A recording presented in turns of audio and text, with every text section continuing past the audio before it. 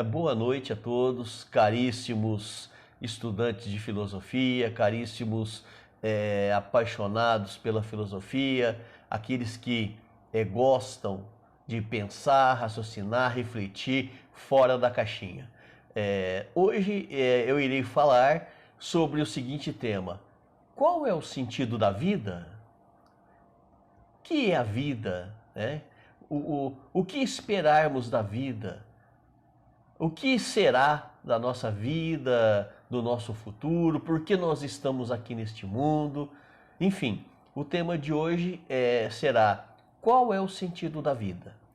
E para falar sobre a questão do sentido da vida, eu vou ler aqui um pedacinho, eu vou explicar para vocês aqui um pedacinho de um trecho do livro do escritor russo Lev Tolstói. Lev Tolstói nasceu em 1828 e morreu em 1910. Em um dos seus livros, ele vai contar a seguinte história: um jovem, fugindo de uma fera, ele entra num poço para fugir da fera e se segura nos galhos de uma árvore, no ramo de uma árvore dentro daquele poço. Só que quando ele olha para baixo, lá para o fundo do poço, existe um dragão de boca aberta esperando ele se soltar para o devorar. E aquele jovem ali, com todas as suas forças, entre a fera e o dragão, a fera fora da caverna, a fera fora do buraco ali, a fera fora do poço, ela esperando o jovem sair. E o jovem pendurado no galho de um ramo ali no poço, se segurando para não cair na boca do dragão. No mesmo momento em que ele se segurava com todas as suas forças, ele percebe dois ratos roendo aquele ramo que ele estava se segurando. E, simultaneamente a isso, ele percebe algumas gotas de mel cair sobre ele. Então ele abre sua boca, estica sua língua para saborear aquele mel. Entre o desespero da morte, o medo de que os ratos rompam aquele ramo de maneira rápida, mas uma coisa é clara: ele sabe que o fim dele está próximo. Ele sabe que as forças dele irão acabar em breve. Ele não conseguirá segurar naquele ramo para sempre, naquele galho para sempre. Ele não conseguirá sair para fora do poço porque a fera está esperando ele. E ele sabe que no momento em que ele se soltar daquele ramo, ele vai ser devorado pelo dragão. Então, o rato aqui nessa parábola, ele significa a ação do tempo. As gotas de mel que caem e que ele saboreia significa os prazeres momentâneos da vida. Essa passagem do livro dele é uma reflexão para nós analisarmos. Essa parábola nos representa. Nós estamos segurando no ramo, em um ramo que está prestes a se romper. Nós temos uma fera nos esperando acima do poço e nós temos a morte, um dragão nos esperando no fundo do poço. Então a vida se resume a isso, de acordo com Tolstói, que nós estamos aqui num tempo limitado, prestes a romper a corda e a qualquer momento chegará o nosso fim. Então essa passagem do livro vai dizer o seguinte, que a vida é isso, né? É a angústia, é o desespero, é o medo, porém o mel significa, mesmo no medo, na angústia, no desespero, os momentos bons da vida. Isso nos leva a refletir, né, sobre a questão da vida. O que é a vida? Né? Durante nossa vida, algumas coisas se realizam, outras não. A grande maioria das pessoas, elas não conseguem realizar a maioria dos seus planos. A grande maioria dos nossos planos não são realizados. Então nós temos que nos contentar com aquilo que nós conseguimos. O que será, por exemplo, dos amigos após a nossa morte? A família, os amigos irão chorar, irão lastimar, irão sofrer por um tempo. A família, os amigos ficarão arrasados, mas depois disso eles se acostumam. Até mesmo porque a família e os amigos também morrerão. E nós, muito provavelmente, ficaremos ou cairemos no esquecimento. Então, qual é o sentido da vida? Existe vários caminhos ou várias situações ou várias respostas para isso. Muitos se contentam que o sentido da vida é esse, não ter sentido. Para muitos a vida não tem sentido, então eles não se preocupam com isso. Eles apenas vivem o momento, porque eles sabem que a vida não tem sentido e o momento é aquele que eles têm para viver. Outros buscam os sentidos da vida em uma diversidade de questões. Muitos buscam esse sentido nas alegrias, nas viagens, no dinheiro, no poder. Só que tudo isso são subterfúgios que nós criamos para não nos depararmos com a realidade. Então nós nos contentamos em nos preocuparmos, em buscarmos a fama, buscarmos riquezas, para não pensarmos o que é a realidade da vida. A vida é muito mais do que riqueza, do que dinheiro. Não que isso seja errado, a pessoa que consegue tudo isso, méritos para ela, mas pensar o sentido da vida vai muito além de tudo isso, vai muito além das questões materiais. Para a maioria dos brasileiros da década de 1940, a perspectiva de vida era de 43 anos. Hoje, a média é de 75 anos. Né? Então, o que acontece? Com o passar do tempo, com o avanço da tecnologia, da ciência, da medicina, aumenta-se a perspectiva da vida. Nós vivemos mais. Mas nem por isso nós iremos viver para sempre. Não é porque aumentou a perspectiva de vida que significa que nós vamos ser eternos. Na verdade, uma parte da ciência busca a eternidade. E de que maneira? Através de medicamentos para retardar o envelhecimento, através de cirurgias, enfim, uma série de mecanismos para prolongar a vida da pessoa. Uma pessoa, ela pode fazer um tratamento médico, ela pode cuidar da sua vida, cuidar do seu físico, do seu corpo e viver mais. Mas a eternidade, ela é inalcançável, ainda que muitos a busquem. É uma ilusão. Nós sabemos que a eternidade, ela é uma ilusão. Nós não iremos jamais, de acordo com aquilo que eu imagino que seja a ciência e as tecnologias, por mais que nós avancemos, ainda não se cogita a possibilidade da eternidade. Né? Então existem aí algumas pessoas, alguns pensadores que são pessimistas em relação à vida. Ou seja, Bertrand Russell, né, que viveu entre 1872 a 1970, ele era ateu. Ele era um matemático e filósofo britânico. A vida para ele não tinha sentido. Ele não buscava pelo sentido da vida. Ele simplesmente dizia que a vida tem que ser vivida e nós não devemos nos preocupar com isso.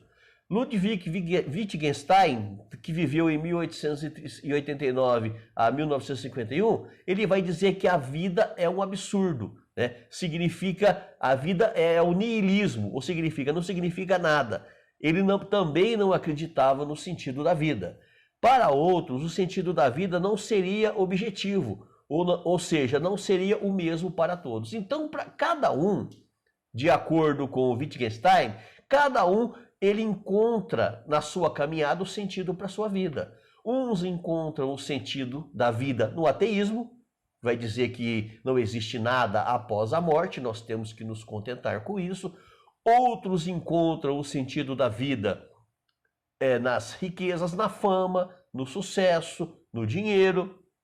Outros encontram o sentido da vida na religião. Né? Então, estamos todos em busca pelo sentido da vida. Quem aqui de nós nunca pensou no que é a vida ou o que será a morte? Eu acredito que todos nós já temos parado para pensar sobre isso. Ainda que muitos se recusem a querer entender, a querer refletir sobre esse tema, mais cedo ou mais tarde todos nós vamos ter que pensar nisso. Porque a idade chega, os anos chegam e perto da morte ou o processo de envelhecimento é um processo que nos leva à reflexão. Muitas vezes o jovem, cheio de vigor, cheio de vida, né, ele se acha imortal, ele se acha super-homem, ele se acha invencível. No entanto, com o passar dos anos, vai chegando a consciência do fim para todo mundo. Todos nós, com o passar dos anos, nós vamos tendo consciência do fim. E o que será depois? Então o hedonismo, o que é o hedonismo? É uma teoria que afirma que o sentido da vida é a busca pelo prazer. O bem supremo, né? O prazer é o bem supremo. Hedonismo do grego significa busca pelo prazer, e o hedonismo ele busca pelo prazer e ele procura evitar a dor, a causa da dor. Então, na filosofia hedonista, nós vivemos pela busca do prazer, para buscar o prazer e evitar a dor. Então, é uma fuga, né? Nós buscamos o prazer, né? Nós buscamos o prazer e evitamos a dor. Não seria uma vida desenfreada pela busca pelo prazer. Então, no hedonismo, a busca pelo prazer, ela não é uma busca desenfreada, não é uma busca sem limites, mas é uma busca comedida, uma vida equilibrada, uma vida com decisões em que não me cause dor, mas que me dê prazer. Tudo aquilo que me causa dor, aquela decisão que eu tomo que me causa dor, essa deve ser evitada, que me causa problema. Por exemplo, transgredir as leis. Muitos têm prazer em transgredir as leis. Só que essa não é a concepção de prazer do hedonismo. Se eu transgredir as leis, isso vai me causar sofrimento, isso vai me causar dor. Então eu tenho que evitar fazer isso. Então, o hedonismo, eles procuram pensar, não pensar na morte, mas na vida. O poeta Horácio, que viveu no século I a.C., ele escreveu em um dos seus poemas assim, a Carpe Diem, que em latim significa aproveite o momento presente. Então, Carpe Diem, aproveite o momento presente. Então, o hedonismo, ele procura buscar o sentido da vida no momento, tomando decisões e atitudes que me deem prazer e que se afastem da dor. O epicurismo, ele é representado, ele representa o hedonismo. O Epicuro foi um filósofo grego, ele foi influenciado pela teoria de Demócrito, que diz que tudo é átomos, tudo são átomos. Então o Demócrito vai dizer que tudo é átomo. E Epicuro, que viveu entre 341 a 270 a.C., ele se torna adepto dessa ideia, dessa teoria. O que isso significa? Que nós somos um amontoado de átomos. E esses átomos, o que é a morte? É quando esses átomos se espalham e voltam para a natureza, para se recompor novamente numa outra forma, numa outra situação. Ou seja, os átomos, eles compõem a vida, nós vivemos porque nós somos um amontoado de átomos. Na nossa morte, esses átomos se desfazem, voltam para a natureza e se recompõem em outra vida, se transformando numa outra imagem, num outro ser, no nosso mundo. Então, o que acontece? O Epicuro, ele se torna adepto do atomismo. E ele vai dizer o seguinte: só teme a morte quem não compreende a realidade, quem não compreende a realidade do atomismo. Porque ele vai dizer a seguinte frase: nós não devemos temer a morte, porque enquanto nós estamos aqui, a morte não existe. Quando a morte passar a existir, somos nós que não estamos mais aqui. Então ele vê essa questão, a morte, como algo natural. É a desintegração dos átomos, voltando para a natureza, e a recomposição dele em outra forma, em outra vida. Vamos falar também um pouco sobre o pessimismo perante a vida, né? Albert Camus, 1913 a 1960, ele recusa a ideia de Deus. E ele diz não aceitar a noção de um Deus cuja existência não teria nenhum assento na realidade sensível. Ele vai dizer o seguinte, que ele é um pessimista. Ele vai dizer que não tem sentido na vida. A vida é obra do acaso e o que nos cabe é entendermos que é o acaso que rege tudo isso e que nós não devemos nos preocupar com isso. Ele vai ainda dizer que o homem é o animal na natureza, ou melhor, na natureza o homem ele é o único animal que não se encontrou. Por quê? O cachorro, por exemplo, ele não quer ser outra coisa do que cachorro. Você pode pegar o cãozinho e criá-lo num apartamento no 12º andar do centro de São Paulo. Quando você colocar esse cachorro no meio do mato, ele vai agir como cachorro. Os animais da natureza, eles não têm a pretensão de querer ser outra coisa além do que eles são.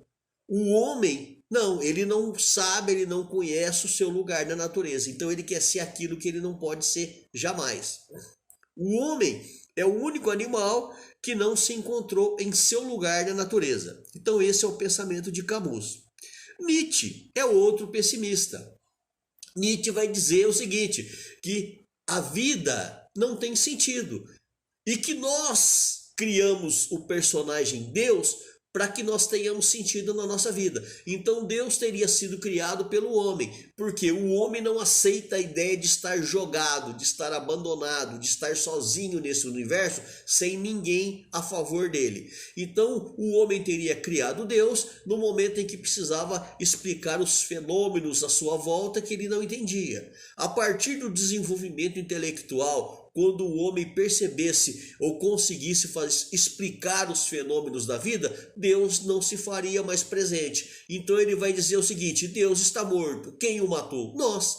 Porque no momento em que nós procuramos, entendemos a realidade sem precisar de Deus, ele já não se faz mais necessário e não tem mais nenhum sentido. Outro pessimista é Martin Heidegger, Ele vai dizer o seguinte, o ser humano foge da angústia, distraindo-se com preocupações do mundo e vivendo uma vida inautêntica. Segundo Heidegger, nós vivemos uma vida inautêntica porque nós não queremos nos deparar com a realidade. Nós ficamos o tempo todo fugindo dela, quer seja nas alegrias, nas falsas alegrias, nas viagens, nas riquezas, no consumo exagerado, enfim, tudo isso serve como mecanismo para nós não pensarmos qual é a realidade da vida, Outros buscam o sentido da vida na religião.